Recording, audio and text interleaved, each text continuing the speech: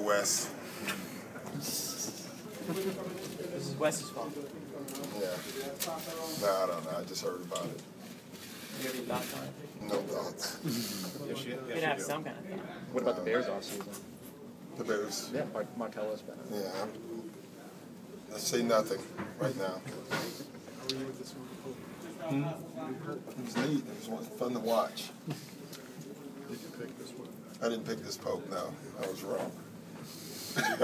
Rambo? I had someone else as a favorite. No. What's the process like for deciding when to rest guys? I mean, not a lot of coaches in the NBA even have to worry about that. Do you have an older team? What's that? I have some older guys. I don't actually have an older team. Okay. Thank you. All right. So what's that like for you? There's no process. I mean, really, it's just what you see. And, you know, you travel with the guys, you talk to them all the time. And when you pick on something where you think the guy needs a day off, you give him a day off. I mean, a lot doesn't go into it. I'm not one that really looks at the schedule and say, let's do it on this game or this game. It's more what's in front of you when you make a decision. Have you talked to him all today? It feels good, yeah. How does Kevin feel? Feels good, you know. He didn't play a lot last night. Or neither did we, for that matter. But, no, he feels fine. He's ready. Is there a point in minutes limit, Doc, where you say if they don't play, let's say, 22, 23 minutes, which KG did not, you essentially count it as a night off? No, I think once you play, you play.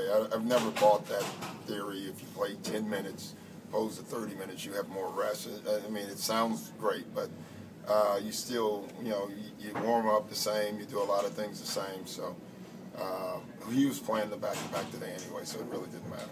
Is this just one of those stretches for him with the ball? Yeah, I think so. I mean, you know, we all go through them. At least they all go through them. And so he's going through one, and we just got to get him back in rhythm. I know you said you don't have specific days circled on the calendar, but do you have an idea that you want to rest KG or Paul once or twice more the rest of the season? Or Yeah, I look at that. You know, you know, with Kevin, probably even more so.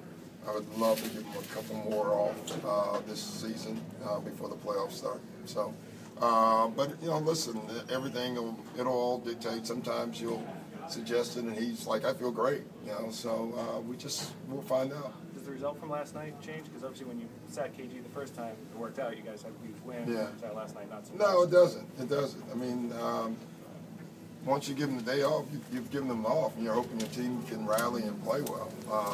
We were pretty bad last night. I don't know if any of them had played. All of them, or Paul and whoever else was injured had played. We won last night. We had a terrible game. You talked about Kevin wanting to maybe get a little better shots and doing a better job of that. Do you want him to maybe establish inside more? Or, I mean, he's been shooting some threes lately. Yeah, well, I mean, he shoots one a game, you know, two. We're working in that for our end of the game play sets, so Kevin can get some threes up. But no, I don't. I just think when you look at his shots, they're pretty much the same shots he's been getting. So, you know, Kevin has probably always been 50-50 post jump shots. I don't think they're not going in right now. I think our spacing is poor too. I think there's a lot of things that go into it. Past couple games, teams have been getting to the free throw line against you guys a lot. Is that by probably just tired legs, like just mental lapses, or what would you? I'm hoping it's by bad defense because I mean, we're fouling a lot, and you know, when you play Oklahoma City, you probably go into the game knowing there's a pretty good chance they're going to shoot more free throws than you, even though we beat them here by shooting more than them.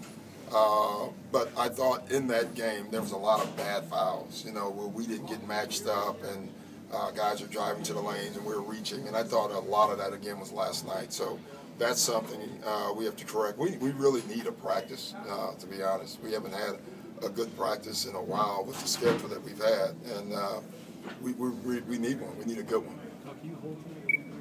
Everybody's going. When do you think you practice next? Friday. Doc, you obviously know Bill. Have you ever had conversations about the art of keeping a team together? We've had a lot of conversations, you know, so I'm not going to go into what we've talked about. But, yeah, I mean, it's hard to do it, you know, we lost Ray. It feels like the same way they lost Wes, you know. You wanted them and you did everything you could, and somehow, you know, they go somewhere else. And, you know, just like we wanted Ray to stay, I know they wanted Wes to stay, and it just sometimes doesn't work out. There's too many other people involved. It's what's great once everyone's signed is the coaches and the players, and no one can get in your group, but once you get into free agency, a lot of other people get involved with decision making that is outside of winning and losing, and that's why I guess it's called free agency, but it makes it tough.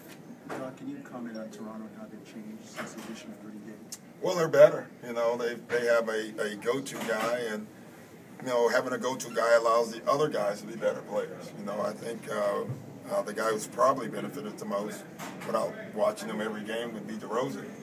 Because he's a guy that likes to get to the basket, and Rudy creates space. So I thought it was good.